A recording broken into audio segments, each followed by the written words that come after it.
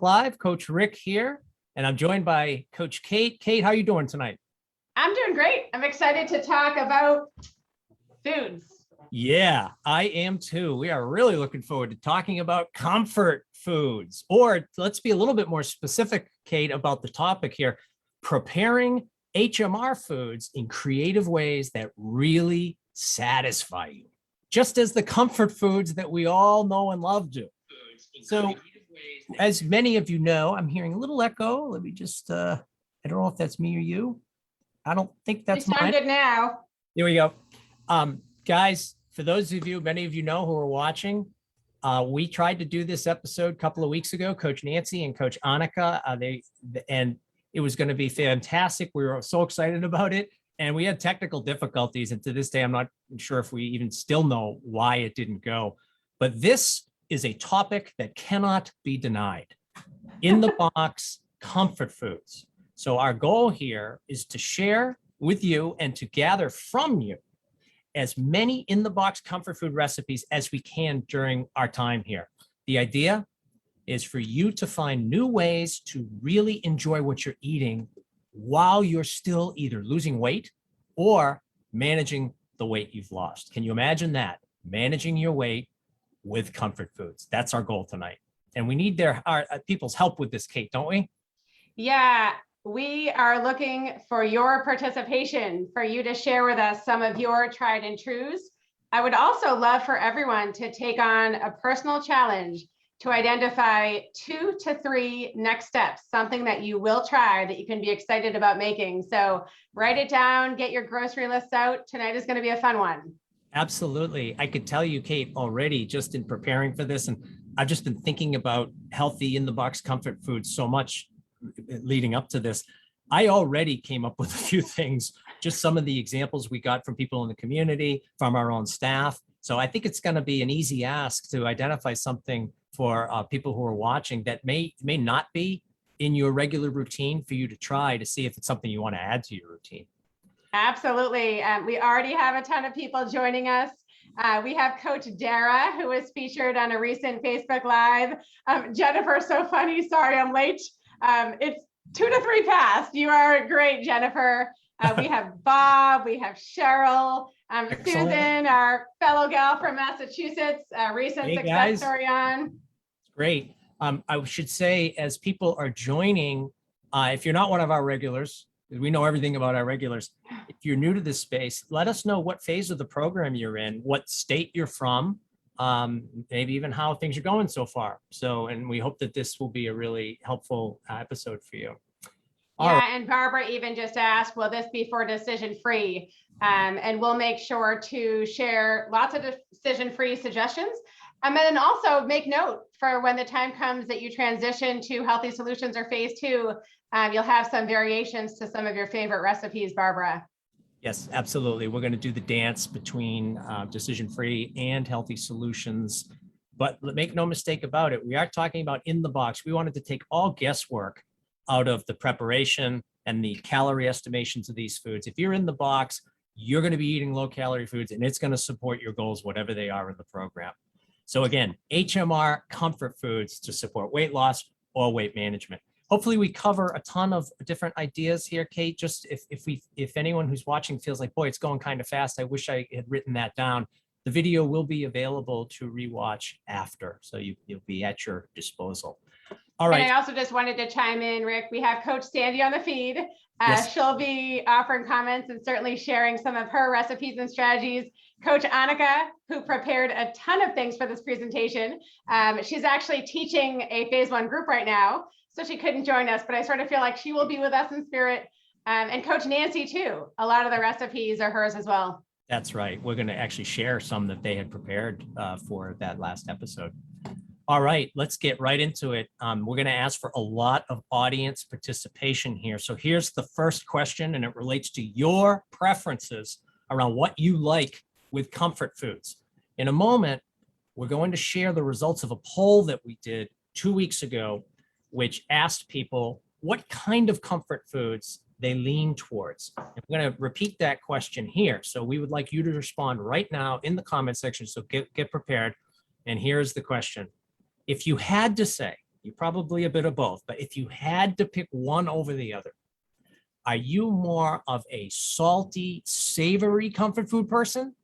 Or are you one who goes more for the rich, sweet comfort foods? So savory or sweet? Make a commitment. Don't waffle. It can't be both. Pick one, and we'll review your comments in just a minute. Kate, while people are thinking about that, I have to ask you, and I told you in anticipation of the event, Kate, do not tell me if you are a savory, salty person or Okay.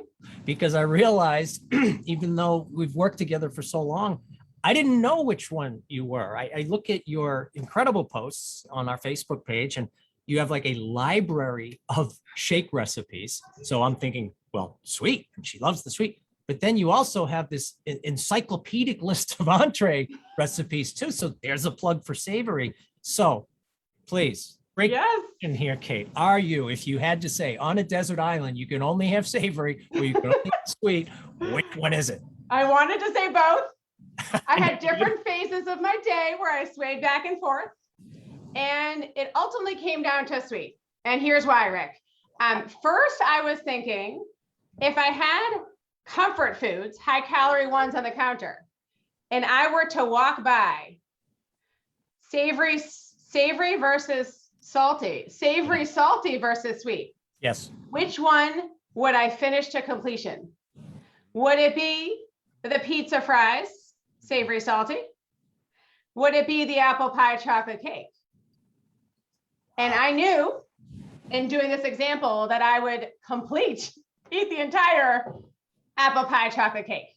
Oh, wow. So that was one thing. But then the second, Rick, Yep. you know that I'm doing phase 1 for the month with 3 family members. Yes. Every night with my commitment to stay in the box, I put on the counter an HMR entree, a bar, a cereal packet, and a 70 plus. My visual reminder, late night, if I want a snack. Occasionally I have the entree. Most of the other nights I have the 70 plus pudding, the bar, or the cereal. Yes. I'm a sweet gal. Interesting. Yes. So where I thought you were going with that, I thought you were with the old counter example. I thought you were going to say, walking by the counter, which one am I more likely to just reach out and grab a nibble of? But you actually went all in on it. So which one would I not only grab, but eat the whole thing of? The whole cake. I'm going to leave a couple pizza slices and fries behind, but the dessert is going to be gone. I was thinking the same with you, Rick, because you've posted some really nice things and you shared some of your really savory dinners with the everything but the bagel that I purchased because of you. Yes. But then we have your, diet orange soda shakes that are super, super sweet. Yes. Yes. Well, let me break the tension on that. If I had to say, here I am on that desert island, Kate, I am going savory. Really? Absolutely. I couldn't survive without the savory sauce. Interesting. Life would only just be miserable without the sweet. So there we go. So I'm looking at people's responses here. It's so funny. Cheryl is with me in Camp Savory, firmly, it sounds like, in Camp Savory. Who else do we have here? Susan, yes. She did take the poll and she's voted yet again for salty savory. Who else? Pam is really a gal of my heart because she said both, and I really wanted to say both, but you made me pick. Yes. Hey, Kate, is this cheating? Bob actually threw an extra adjective in there, salty and crunchy. We didn't. Ooh. Bob, we can't be adding adjectives to this. It's going to get too complicated. All right. So why does it matter? If you think about it, obviously, we're all a little bit of both, or maybe a lot of both. And there are times that are specific that where you may feel one over the other. But step back for just a minute. Being satisfied with your food choices, especially if you're trying to stay on a healthy track, it really can be achieved in different ways. And when you know your preferences, when you start to ask yourself these questions and you become just more self-aware of, gee, I really like salty during these situations, but sweet is really what fits the bill on these other situations, you're just operating on a more advanced level in terms of your ability to problem solve the never-ending challenges that we all face when it comes to keeping up healthy food choices. So the goal really from tonight is to add to your skills in both areas, the salty, savory, as well as the rich and the sweet, so that you are better equipped to satisfy your urges when they come. Hope that makes sense. So with that, Kate, let me put up the poll. Yes. This was kind of interesting. I think the poll is a bit reflective Yeah, it is. of what we What we're hearing tonight, actually. Yeah, absolutely. So here we go. Kathleen, I'd love you to comment. You wrote not sweet or salty, so we could even have another category altogether. Is she just pure crunchy? Did Bob really create a monster here? A couple other people wrote crunchy too. Sandra, I love it. It doesn't matter if it's salty or sweet. It doesn't matter. I'm happy. Yes. Next time we'll consult Bob before our presentation. I love it. Bob, we're getting on your cell phone after for the next. All right, here are the results, Kate. Were you now you're a sweet person, so were you surprised at the results? I really wasn't surprised, and it just so happens we had 100 people fill it out, and so easy math. 70 votes, 70% salty savory, 30%, and I have a feeling that we asked you to commit, but the salty savory people like sweet at times, and the sweet folks like salty savory at times. So absolutely, yeah, wasn't really surprising. What about you, Rick? We had we were watching this as the poll grew, and when it hit 100, we thought, oh, that's such a nice round number, 70-30. So we took that snapshot, and there were actually a lot more people who took the poll. Eventually, the numbers got bigger, the overall numbers, but the percentages stayed about the same. Yeah. So salty, savory was the winner for this. But again, there are different times that call for different sensory sensations, and we're sort of pursuing both categories here. Hey, Kate, real quick. We had, as I mentioned earlier, we had so many discussions with our staff on this, and all about comfort foods, and it's just such a fun topic. And there was one conversation that we had where the conversation sort of went to, what is a comfort food? What do you mean when you say comfort food? Yes. We weren't trying to get too conceptual or theoretical with this, but so in that conversation, so Coach Jennifer said, well, the comfort foods, they tend to go with cooler weather, right? And, everyone's sort of nodding and agree. Yeah, that kind of makes sense. And then Sam chimes in, and comfort foods are usually warm, right? And Kate, you remember she added, anything with mashed potatoes qualifies as a comfort food. I love it. I love it. So we agreed too. So cooler weather, warm, and we all had agreed. We thought the matter was settled. But then as the meeting was breaking up, someone piped in, what about ice cream? Yes, I would think it was me. It was definitely me. That was you. So we thought we had come to a point of agreement, and we realized, oh, wait a minute, ice cream blows everything we just said out of the water. Yes, exactly. So comfort foods can mean a lot of different things to a lot of different people. But now here's the second question for those of you who are watching. Okay, Kate, I want to hear your answer to this too. Yeah. What is a comfort food to you? Yep. What does that mean? What do you look for with a comfort food? How do you describe it? What put a little texture and color to this term. So we want the audience, can you please fill that in? What words describe comfort foods to you? What feelings, what emotions, anything, taste qualities. And Kate, why don't you, while people. Yeah, I mean, I know we went back and forth to try to really think about this, but to me, I want to be really, really full. I want to be almost stuffed. And when I'm choosing a comfort food, that is my mission and my goal. So that was definitely one thing that really stood out to me. The second is, when I think about the phrase comfort foods, I really think about loving what I'm eating. Delicious to me. Yes. I'm excited about it. Yes. It's as delicious when I'm having it. Yes. Versus really feeling like, gosh, I'm just kind of going through the motions and eating this, but it's really not that good. Because of course we've had that experience too. Of course.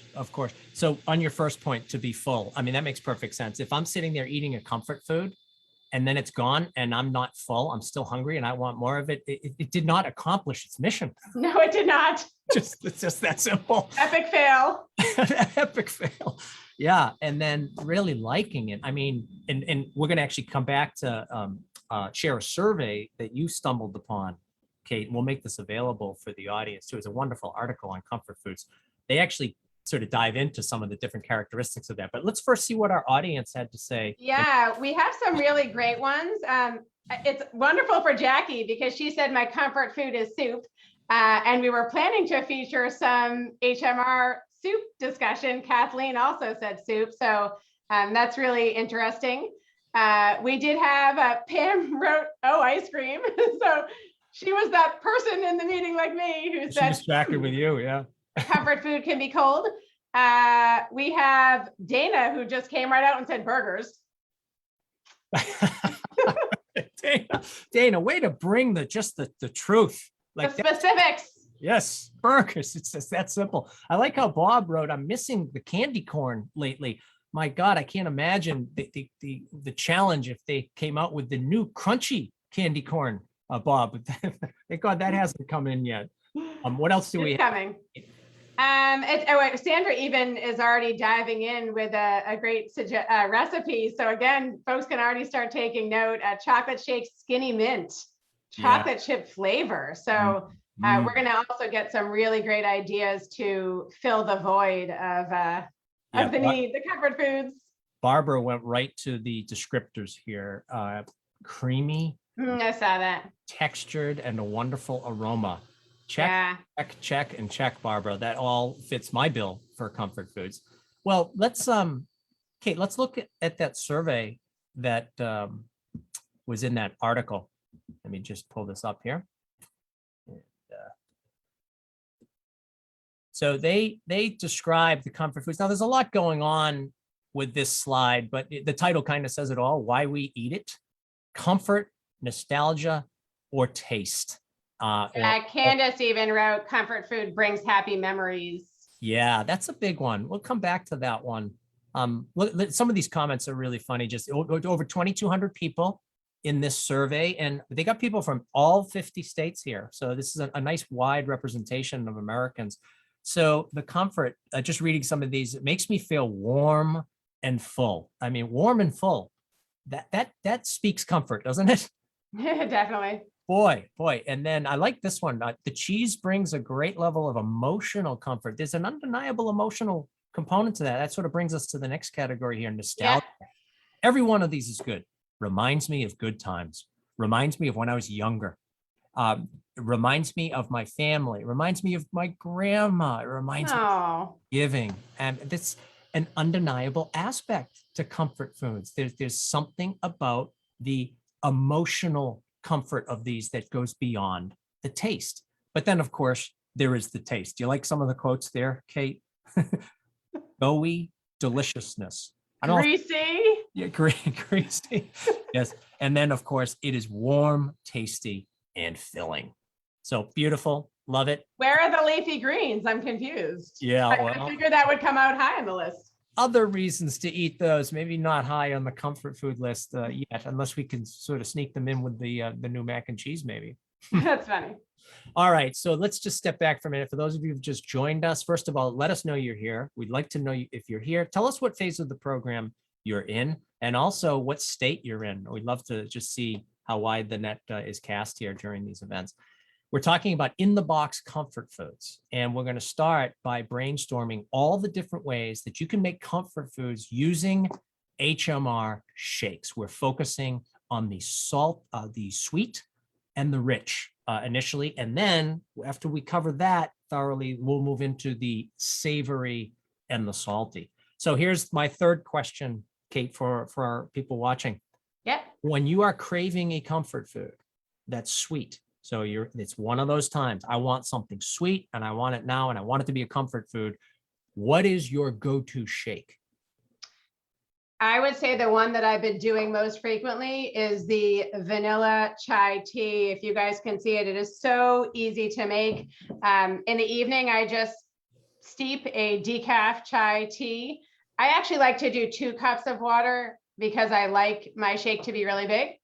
Put it in the blender with a scoop of vanilla. Of course, you could do a packet, and it is so delicious. And I love it because it's filling, warm, and also chais are things that I used to actually get in going to coffee shops. High calorie, expensive. So it sort of feels comfort food like too, a treat, and certainly a much lower calorie swap. I love it. Yep, absolutely.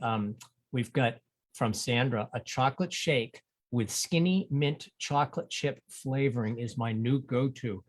Oh boy, Sandra, I am with you on that. There's something to me about chocolate and mint. It's just a magical combination, and that fits squarely, Kate, for me in the comfort food. Later, I'll talk about using the 70 plus as a cocoa. I've got a couple of different things, but the mint is something that I was going to mention there. Yeah, and I know that we're going to show Annika's too, but this is the product that I purchased for the sugar-free apple cider. Yes. And I purchased this online because my local supermarkets that I went to a bunch of them, I could only find high calorie, the regular sugar, 10 calories a packet. Fantastic. And it's so easy to make. I love it. Do it with a, warm water, vanilla shake. It's delicious. Let me quickly pop that one up. Oh yeah. Hers looks even tastier than mine. Here we are. There's Annika. Sorry, she couldn't have done this episode 2 weeks ago. So her apple caramel shake, 1 packet sugar-free apple cider. Gotta love those low calories, Kate. 1 tablespoon salted caramel syrup, scoop or packet of vanilla shake. Pretty simple. Yeah. So that's what you're talking about there. Really and good. I make mine with 2 cups. And so you're looking at, 130 calories with the 10 calories from the cider. Yeah, let's talk about calories for a minute here. This shouldn't be lost on this. Feel free to look at the comments. I just want to make a point about calories. We've talked about comfort foods. They provide comfort. They invoke nostalgia. Taste, obviously, is a big one. But one of the unwanted outcomes of traditional comfort foods is at the end of the night or the next day, there may be a sense of guilt because it's so easy to overindulge and you had too many calories or more calories than you really planned on having. So when we're talking about in the box comfort foods here, we want to meet the comfort, nostalgia, taste criteria, but let's not forget these are low calorie recipes because they're in the box. So in theory, they're guilt free. 2 weeks ago, Kate Chaya from our Facebook page posted a pumpkin latte with vanilla 120 recipe. She had canned pumpkin in there, added spices. It looked like a fabulous recipe. It looked like to be about 200 calories. Yeah. Sounded amazing for fall. And if you just look at typical lattes, just walking out and about, the Starbucks basic latte is 380 calories. And then just look down the menu or the nutrition information at Starbucks. They have a 790 calorie venti breve cafe mocha. Yeah. 790. So if you're getting your comfort food fix for 200 calories and it's one you really like, you are saving calories and maybe a lot of calories, particularly if you do these things frequently. Yeah, I know that we had a request for decision free, and I just wanted to mention that the chai shake is decision free. The cider shake is decision free. And you can make a pumpkin shake rather than canned pumpkin with pumpkin pie spice. Yes. Flavor God also has a delicious pumpkin spice. And so a lot of these recipes you could replicate. There's also an apple pie spice to purchase. And even thinking back to the survey that you and I took a peek at with Coach Sandy as well. Yes. I love numbers.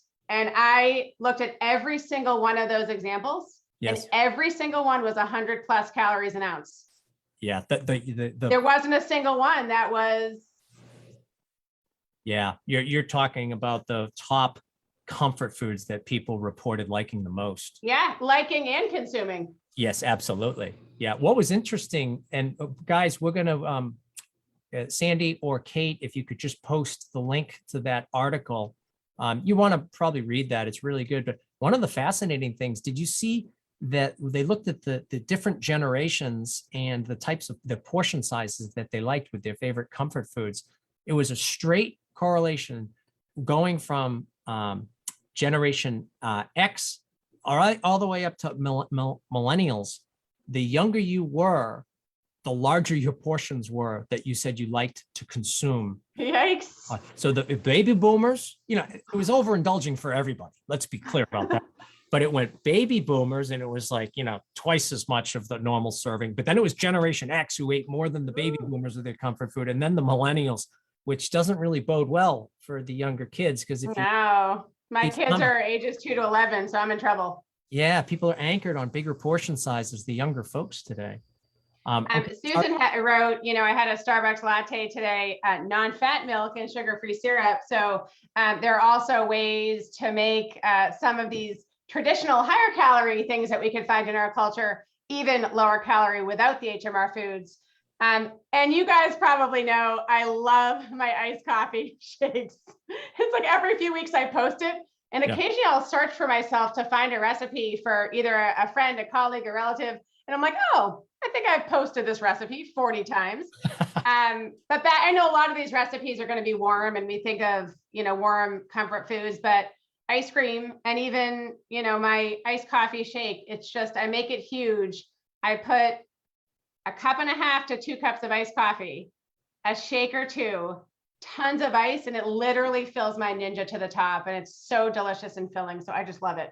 That's great. Well, Kate, you may think you have beaten that recipe to death, but if you open Wikipedia up and see, beating a recipe to death, my picture is in there for the following. Okay.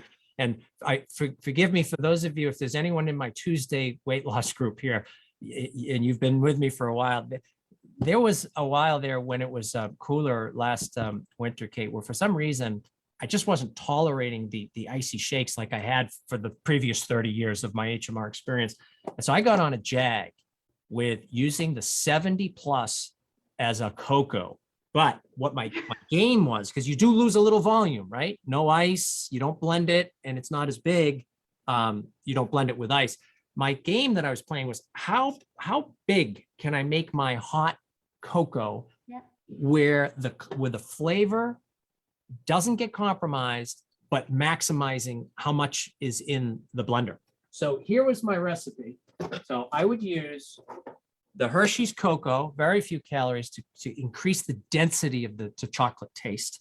And then I would use, Kate, I told you this one by email. It's so funny. You said, gee, I'd never heard of that one. And I said it by memory to you. And I didn't get a single part of the name right in my email. Anyway, it's the chocolate coconut macaroon, skinny syrup, 0 calories, boom, boom, a couple of equals in there. And I'm able to, with a single 70 plus shake, fill this thing up with a hot, delicious, satisfying cocoa. So I got on a roll with that. And I think I mentioned it 2 months in a row, every class that I led. I was just and that recipe, my friend, is why I thought you were a sweet person, because you talk about it all the time. You tricked me. Yes, creative recipes deceiving you about where my proclivities lie. Another one, we mentioned the mint with the chocolate. I love the 70 plus made as a cocoa with a little mint and peppermint extract in there. Nice. But you probably know what I'm going to say about that peppermint extract. Yes. What's the problem, Kate, with the peppermint? You literally can only do a drop. You can also get sugar-free peppermint syrup, skinny syrup, Da Vinci and Tirani. I have not been able to master the art of the little amount of peppermint extract. So no, it's unbelievable how a little bit of just a couple extra drops and it's just too much peppermint. I think in your spice cabinet, if you've got all your extracts, keep your peppermint extract over here with the nitroglycerin, just so that you remember that there's a real difference there. 1 or 2 drops, be careful with that. But Jennifer wrote just a drop. LOL, otherwise OMG. Yes. I agree. Is that Jennifer M? Yeah. Yeah. And then you're like, well, the only thing I can do to salvage this is make it 7 shakes. I know, I've done that. I'm like, I gotta add more in. I gotta dilute the nitroglycerin peppermint extract. One other one here, since we're talking about shakes, 70 plus vanilla made as a pudding. Yeah. Over the double chocolate chip bar, heated for 15 seconds. Yeah. So you heat that bar, it gets warm, it gets melty, and then the 70 plus made as a topping over it. Just fantastic. Kate, Sandy mentioned a family favorite. Yes. Eating. Sandy's, is it famous? I'm not sure, but we'll say the famous 70 plus fruit compote recipe. Yes. Now, dear viewers, if you're not motivated to try this, I will just quote our dear friend, Sandy. This screams comfort food. That's a quote. It screams comfort food. So 70 plus vanilla at the base, and then over it, warm fruit, a compote that you make. So any leftover fruit, you dice it up, you cook it on the stove with cinnamon and Splenda, iced apples, peaches. She mentioned blueberries. She mentioned dark red cherries. I mean, really any fruit that you wanted to add in there and make a compote and put it over the 70 plus. Just fantastic. I do a variation, although hers actually sounds more delicious. That is going to be one of my 2 to 3 new recipes for tonight. I will warm frozen fruit, cherries, mangoes, mixed berries. And when you warm it in the microwave, then you have the liquid. And so I'll add the pudding. And sometimes I'll even microwave it some more, but it's like a warm, delicious fruit pudding. But I need to try hers. It sounds so good. Just real quick, Marilyn just wrote, is someone getting all this down? I can't keep up. Well, Marilyn, I'm glad you mentioned this because there is going to be a quiz after. We're going to ask people to come on live and recite the recipes that we've covered here. So I hope that you can somehow manage to recap what we've done. All right, let's keep going. Yeah, I don't know if you saw, Rick, Rolena shared her post. This sounds so good too. Fresh strawberries dipped in chocolate 70 plus pudding. You know, we've all gone to restaurants before where they have chocolate covered strawberries. So good. So it's an HMR in the box version. And also vanilla pudding with PB2 and dipped apples. Fantastic. And what a way to stay on track, to feel guilt-free and to still be able to enjoy your eating. That's really great. Good job, Rolena. You know, Rosie had said on the Facebook page, Kate, and I quote, "I love the oatmeal. It reminds me of breakfast growing up." So there's a real appeal to the whole nostalgia, emotional comfort that these comfort foods, when you find the right ones, can provide. Yeah. So let's pivot to the cereal Yeah. a little bit more here. I'm sure people have commented about the cereal, but here's the question. If everyone watching, if you could just weigh in on this, Kate, I'll ask for you to as well. Yeah. What is, if you are on healthy solutions or in phase 2, what's your favorite fruit? If you had to pick one in the multigrain cereal, and if you can list a few, if it's a tough one to isolate down to one. If you're on the decision-free plan, what's your favorite flavoring in the multigrain cereal? Yeah. So, Kate. Yeah, I mean, I do some different things with this cereal. It's hard to pick a favorite fruit, but I'll routinely do apples, pumpkin, which is a little bit different. Doesn't have the texture or the crunch, but is super tasty. Cherries, I get frozen cherries and warm them. I love them. For the decision-free folks, a recipe that you guys might not have thought of is I love to add a tablespoon of sugar-free Jell-O pudding to the cereal. And some that you wouldn't necessarily think of. I'll add pistachio. White chocolate is delicious. I like lemon. I like butterscotch. And you're talking adding, 25 to 30 calories. And it literally, to me, tastes like a dessert. It is so good. I don't typically do that recipe in the morning. I do it in the afternoon or evening. Wonderful. Really good. I'm going to share a couple here. So first of all, going back, nostalgia, peanut butter and jelly sandwiches. I'm going to guess that for some people, that sort of sparks a little bit of a comfort food vibe for people. So how about this? Multigrain cereal with blueberries. Love to get big fresh blueberries, though, like you mentioned with the cherries, I have just thawed out frozen blueberries when the fresh ones aren't available. And then PB2 powder so good over it. There's delicious. Your peanut butter. There's your jelly taste. And then over the filling, delicious multigrain cereal. Yeah. And Kate, if I might also indulge with one more, this one's more for the decision-free folks. This was the photo I shared with you earlier today. I mentioned that all of us on staff have been like thinking about comfort foods and like trying to really press our creativity. So I tried something that I've never tried before. Yeah. I can't say enough about what I'm about to share. So let me just put the photo up. Please. Let me go down here. There it is. You are a sweet person. I know. So where's all my savory strategies here? So I took the multigrain cereal, that's at the base there, and then I made the 70 plus shake mix as a pudding. I made it almost, you know how you can make it with less water, so it's almost like a cake batter. Yep. Or a cake frosting, I should say. less like a pudding. So I put it on there, but then it melted. Can you see how it melted? Let me It tell you. looks so good. Yeah, first of all, just a few props for my photo. This, like, I think this is going to be hung in the Louvre later at some point in the future. Gorgeous. It looked gorgeous, but let me tell you, tasting it, I have another attribute of comfort foods that hasn't been mentioned that I had an epiphany eating this today. Kate, are you ready for this? I'm ready. So you take that spoon, a little bit of the chocolate, a little bit of the multigrain, and it was such a perfect combination of like melted fudge with the multigrain.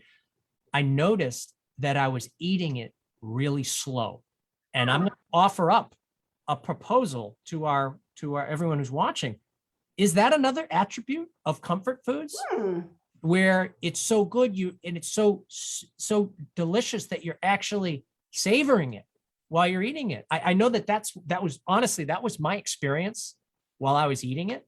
And I wonder if comfort food, with all of the nostalgia and the emotional connection to it, if we savor them just a little bit more and eat them more slowly. I don't know. Do you have a take on that? I may be wrong, but I would even envision maybe having a small spoon with it and like really working through it and enjoying it and getting every last sliver. That's really right. scraping around the sides. That's right.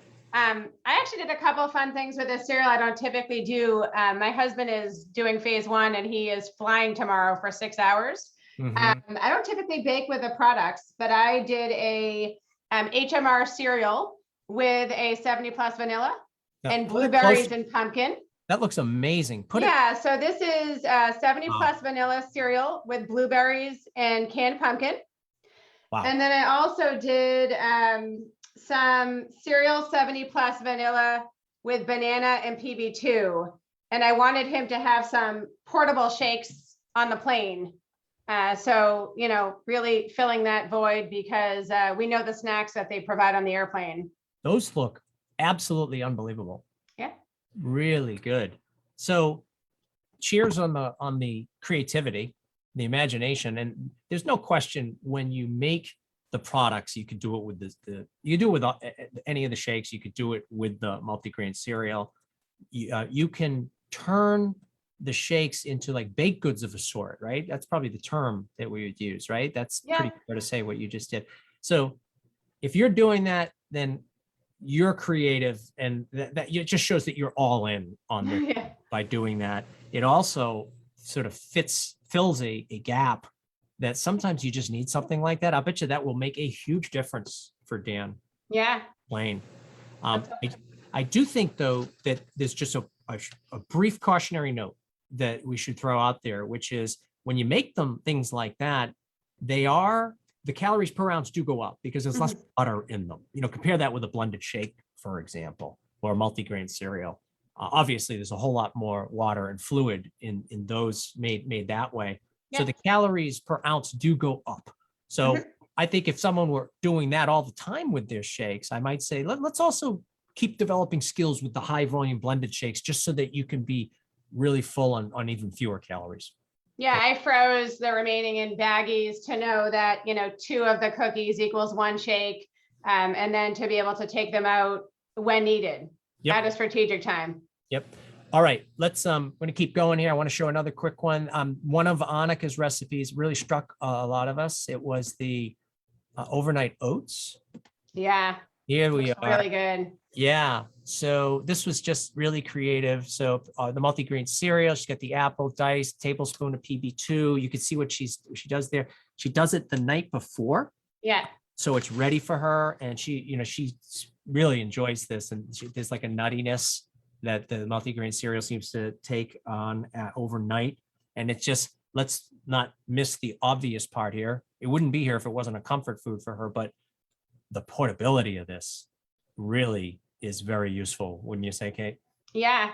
I mean, a lot of these foods can be prepared ahead of time. Yep. I'll even have my chai and warm it ready to go. So yeah, I love that idea. Yep. Excellent. Okay. So if by chance you have joined us and we've been in the middle of all this, let me just quickly recap what we're doing here. We're talking about the fact that we all love our comfort foods. They have great taste. They have a nostalgic feel to them. There's an emotional comfort to comfort foods, but we like them. It's easy to overindulge. We can get in trouble calorie-wise with comfort foods. So what we're doing here is brainstorming in the box comfort foods that will support you to either keep losing weight while really enjoying the foods that you're eating, or to manage the weight that you've lost while really enjoying the foods that you're eating. So we've just talked about shakes. I'd like to switch over here, Kate, to the salty savory. But you did mention, I think this will be a good transitional thing to do with people who are watching. You did mention that poll. Yeah. So I want to actually ask people in the audience, this poll of 2,200 people asked 100 different questions about comfort foods. I'd like you to answer the following question. When asked, what are your your favorite comfort foods? Let me see if I can get this question up. Okay. What comfort food? And you see the ones listed here: ice cream, pizza, chocolate, burgers, mac and cheese. Which of these 5 comfort foods, which one was number 2 for men, but didn't even make the top 5 list for women? Cue the Jeopardy music, Kate. Don't be bashful here, guys. Put a stake in the ground and go with it. And Susan, our very first person gets it. Susan, yes. Burgers. Very good, Susan. I was thinking that too, but a couple of our folks in the feed tonight wrote burgers as their favorite comfort food. I know. Dana, I think. Yeah. So Melissa said pizza. Nancy also said burger. Trisha said mac and cheese. So, okay, so this was a good question. It wasn't so obvious. I love it. Just as a little bit of a follow-up, if you look at these 5, Kate, you may, I don't know if you remember this, if you really studied this, but that survey, of these 5, which one of these was not in the male top 5 list? Not in the male. I would go with number 3 chocolate, but I could be wrong. Kate, you are in fact correct. Chocolate. Good. So if you guys decide to look at this, sorry, it's really fun reading. Again, hopefully we have posted the link to that. We want to give credit to people who did this wonderful survey. Here was your list of the top 5 for the women and the top 5 for the men. And there were a lot of other really fun findings in there. Yep. All right. I love it. We got to get on to some salty, savory ideas for our folks. That's right. So let's do it. So here's the question. Jump right to the question here. So with salty, savory, we're talking in the box. So HMR entrees, HMR chicken soup, HMR entrees with chicken soup, add veggies if you are on healthy solutions, whatever else you can come up with. Broth, Kate, you're going to talk about that as long as it's in the box. So here's the question to the audience. What is a go-to in the box comfort food that when you're craving something salty and savory? I'd love to get some tips from the audience. A couple jump out to me, Rick. I love doing double entrees. Yes. I posted a bunch of different ones this week. Yes. I did the ravioli with the lasagna. I cut them both up into smaller pieces, and the shape and size consistency was quite similar. Delicious. Nice. I did the beef stroganoff with a risotto. That was yummy. Yeah. I did the penne pasta with meatballs with a rotini chicken Alfredo. Yeah. And you wouldn't necessarily think to do like a tomato sauce with an Alfredo, and it was delicious. And these double entrees are so filling and so yummy. I bet that made like a creaminess to the red sauce. That sounds really good. Kate, yeah. It may be obvious, but why combine entrees? What do you get out of doing that for people who maybe haven't tried that strategy yet? Yeah, I mean, I would say like 3 different things for me. Different flavors, like the risotto and the beef stroganoff together are totally different from either one independently. So you have new flavors. Times you're just hungrier. I'm approaching a Saturday night. I know what could happen in terms of calories. Times you just need 2 at once, whether you're hungrier or you're needing to meet your 2 entrees for the day and you're struggling that it won't be 2 separate times. And then lastly, I often just make them with tons and tons of veggies, and I want a new flavor. How wonderful is it in the morning that I have lunch and dinner or 2 different meals ready? So I really would say that there's 3 main benefits for me. Those are great benefits. So if you're watching and you haven't tried this strategy, you really do owe it to yourself to give it a shot. And everyone's different. There are different ones that people like to combine. You know, the chili mac is the famous one. You know what my favorite is, Kate? The turkey chili. It's the highest protein entree we have, I think. And then I love the whole grain medley. If I ever have a chance to get a hit on whole grains, I do it. So I do a lot of the whole grain medley, and I use it with the chicken soup, but the turkey chili on the whole grain medley is fantastic. I really like that. You love the whole grain medley with a fiesta chicken. Yes. Delicious. I've done that, and I love that. I haven't done this yet, but I'm looking forward to doing the crustless chicken pot pie with the whole grain medley. I think the rice, and so I'm going to be exploring that. Yeah. Well, one other strategy, Rick, that I've shared with you that I just absolutely love is baking an entree. And I, before this event, I had baked a Rotini chicken Alfredo with some yummy spice, and the noodles get a little bit crunchy, and I add some rice, cauliflower, broccoli, and mushrooms. And when you bake entrees, the texture is totally different from microwaving it. No, it takes a little bit of extra time, but it's really worth it. Like a comfort food. People really talk about the baking of the entrees making a difference. How it is, I've heard people say it enhances the flavor in a very different way, creates a crispy top. So I'm wondering if anyone who does do that, you bake your entrees periodically, is there anything that you would say about why you do that? What about it? How does it add to the recipe by baking? I think I'd be curious to see if anyone in the feed here is here we are. Sandy's certainly a fan. Baked entrees are amazing. I love it. Trisha bakes 75% of her. Why? Wow. Did we hit on all the benefits and what happens when you do that, or is there something that you'd add, Trisha, to why you do that? I'm going to just share one of Annika's recipes here, Kate. The baked rotini and veggies casserole. Boy, my PowerPoint keeps going back for some reason. Here we are. Look at this. But that's so good. So this, to me, this screams comfort food. That's so good. So rich. Being a savory person, this is right in my strike zone. Just delicious looking. Hey, Kate, there was a post. Yep. That was interesting. Let me just put it up. Yeah. And let's talk about it for a minute. So Kelly, thanks for writing this. Whoever posted that they always cook the entrees for more than the directions was a genius. So much better tasting when cooked for longer. Thank you so much. So I have to be honest, Kate, 32 years here with HMR, and this is not one I have done before. So this is something I need to try. And then look what Adrian said. I have been heating mine up for 4 minutes, blending them to make a soup. So I'm wondering if anyone in the feed can speak to this. Is there something about cooking? Eloise, who's in my Thursday morning group, swears by microwaving the mac and cheese for 4 to 4.5 minutes. She says it is 1,000 times better. Why? What happens? You're going to have to try it.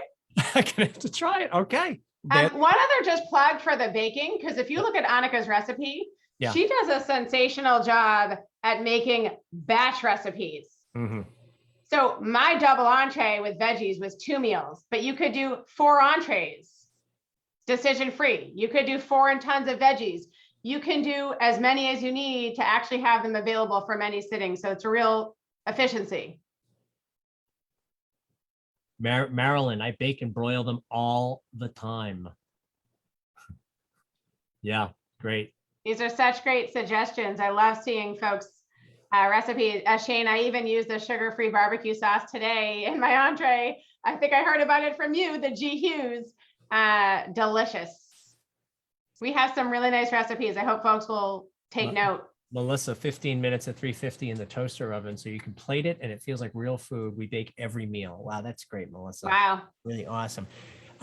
Kate, entrees on salad. What's your take? Yeah, I love to have entrees on salads, and even ones that I wouldn't necessarily think to. Mac and cheese, rotini chicken Alfredo, a lot of the pasta ones. There's something for me about the warm on the crunchy. Yeah. Sometimes I'll add roasted vegetables too. And a conundrum that I feel like I've solved. I don't love fat-free salad dressing. Mm-hmm. I'm waiting to find my favorite one. I've tried a lot of them per our wonderful client suggestions. But when I do the fat-free salad dressing with the entree, it makes a delicious sauce and dressing for me. So I've been able to figure out that I don't need to have the high-calorie dressing. I can do the entree with a fat-free dressing, and it's really, really good. Great tip. Great tip. Yeah, if someone's struggling with the fat-free dressings, the entree, that you're creating something different there. Okay, I love that. Yeah. Kate, breakfast entree. We're excited about this. It's been a long time. Yes. Thing.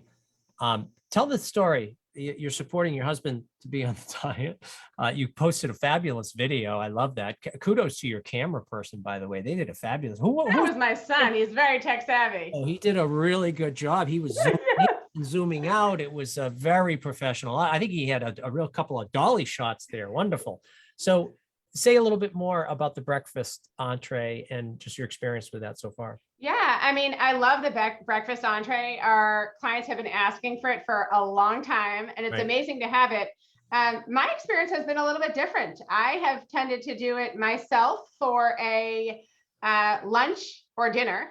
Mm-hmm. I made it for my husband the other day for breakfast because one, he wanted to make sure he did more veggies on the day. Starting sooner was going to be better for him. And I've done it with all sorts of things. I've done it with potatoes, onions, peppers, broccoli, spinach, you name it. Wow, you just listed all of my favorites in there. Mushrooms, onions, red peppers. I'm more of a red versus the green. Diced asparagus. How about dicing up asparagus, mincing up some broccoli? Mm-hmm. I would even sprinkle some black beans in there. In my video, I kept it simple, which I do sometimes. And I say, what are the beautiful veggies that are already included in this entree? And I'm going to really boost them. And I will say that a couple of things happened this week. One client had told me I didn't like the crustless chicken pot pie. I added lots of carrots and peas to it. I loved it. And my husband had a similar experience too to the creamy mac and cheese. I made it. He said he wasn't crazy about it. I added some hot sauce, some of your everything but the bagel seasoning, and some mixed veggies, and he loved it. Yeah. And so it was just, those are two examples that stood out that don't discount something. Yes. Maybe you don't like an entree and microwaving it for 4 minutes is going to be your thing. Who knows? That is a huge point. I noticed just perusing the comments on the Facebook page, just individual differences. You have to make these foods work for you. Okay, so that you can have comfort foods that are low calorie. How about this for individual differences, Kate? You ready? Barbara Richardson, the mac and cheese doesn't have enough flavor for me. Okay, so there's one in the continuum. Just right, same post. Lindsay Van Wickle, the mac and cheese is super rich and almost too much for my stomach. So it's like, make it work for you. Yeah. If there are spices to enhance the flavor, if there are ways that you want to dilute the flavor, you have to figure it out so that it can support you to stay on track with your healthy food choices. Yeah. All right. We're nearing the top of the hour. A couple of other quick ones here, Kate. You know what I'm saying? Now, this is truly the ultimate broken record is me on this one. So comfort food. Let's bring it back to comfort foods, nostalgia, emotional appeal, and taste. I have to take my hat off to Sandy. Sandy, you mentioned this, whatever, 2 months ago, 3 months ago, and I haven't stopped talking about it since. It's the simple recipe of you take the barbecue chicken and you just put some yellow basic mustard on it. Wow, something about it. 4th of July, it reminds me of hot dogs and beans. It just reminds me of the summer. It absolutely fits the bill as being a comfort food for me. I almost can eat, Kate, any vegetables with it. I can do it as a snack, but I can eat any vegetables with it just because I love the comfort food vibe that I got from it. So don't knock it till you try it. Yes. Plain yellow mustard on the barbecue chicken. It's just fantastic. I haven't had anyone say they didn't like it who tried it after I suggested it. Yeah, so that's one of the things that I'm trying that will be new for me. I'm also going to be trying Annika's overnight oats, the chocolate, the strawberries, dipped in chocolate. I'm so excited for my week. Yeah. A couple of people in the feed have mentioned soups as being front and center in terms of comfort food. Annika makes that point all the time. When she thinks of comfort food, she thinks of soup, especially moving into the cooler months. So let's have this be the last category. Kate, making soups. Yeah. Because make soup is a comfort food for a lot of people. So you've got HMR chicken soup. And the question is, for those of you watching, how do you use the HMR chicken soup? How do you make savory, rich tasting meals or snacks with the chicken soup? But I'd also maybe extend it out to, do you use broth? Chicken broth, beef broth, vegetable broth, very few calories, almost none, and yet a ton of savory flavor. Yeah. So with the chicken soup, I've got it right here. I mean, you can blend it, or you can stir it, and you can make a big mug of it, add the spices to your flavor. Well, some people like to add hot sauce to it just to have just a chicken soup, sip it slow. I even like to use a big spoon. It just has me enjoying it more and taking my time with it. Or you can make it as a stew. You can add virtually any entree into this, mix it up. You can then add veggies to it. You've got a beautiful base there. Just a wonderful way to make a really tasty stew. And then the final way, you know what I'm going to say here, Kate, if you add much less hot water, you can make an extremely savory, salty gravy. Yeah. It might be maybe even too salty for some people, but boy, oh boy, is it rich. What an easy way to get in 3 or 4 cups of vegetables with a single shake by turning this into the gravy. So, yeah, and it really changes the flavor of an entree. I had a client who said the risotto is too spicy for me. I said, just give it a try to mix it with the soup, and she loved it. And there's tons of things, of course, you can do with a soup. Also, just the low sodium broth. A lot of my focus and a lot of my discussions in groups too are about increasing volume to be fuller, longer. yes. And when you put a cup or 2 of the low sodium broth with an entree, and of course you can add veggies too, really you're virtually not changing the calories of your meal. And it's delicious, but it's much bigger. That's right. Being fuller, longer on fewer calories. That is the whole proposition here. That's the game that we're playing. Barbara just asked, can I combine entrees on decision free? Isn't that too much? Yes, it's absolutely, it's not too much. And you should consider that. All it will do is expand your variety of tastes and flavors that you can enjoy while you're losing weight, Barbara. Let me just, if anyone else has commented here. One other just quick recipe. I don't know if this was Coach Sandy's, but the chicken pot pie recipe, roasted corn sauté with garlic and onion powder, dash of pepper. Just wanted to let folks know in the coming weeks, we're going to be sharing more and more recipes with our new entrees. We're so excited. Yes. We've mentioned broken records. Susan very kindly mentioned LOL. Rick mentioned that exact combo back when we were prepping for a Facebook Live event half a year ago. So the broken record is even worse than I thought. I love it. That's okay, because it works for you. Thank you, Susan. Appreciate you highlighting my strengths there. Repetition is good, right? Mother of all learning and all that. All right. So Kate, we're at the top of the hour. I know we could keep going, but we're going to keep this at an hour. Let's wrap it up here. Guys, you have been fantastic. I mean, I haven't had my eye on the feed as much as I probably would have liked to have, but it just seems like there were a lot of recipes and good ideas being shared. Thank you so much for that. That was the goal. You can never have too many in the box foods. And the spin here was comfort foods, things that just fit that comfort food fix when you're needing it. Taste, nostalgia, emotional appeal, you name it. So Kate, you've mentioned a few different ones that you're going to try. Yeah. How great. That's fantastic. And I can't wait to go through this feed again, because there'll be more. Yeah, I absolutely. Me too. So guys, thank you as always for your time. These events would be very little without you watching and participating as you do. Thanks as always for joining us. Hope this was helpful tonight. Let us know in the comments if it was, and we look forward to seeing you next week. Have a great week, everybody. Have a good week, everyone.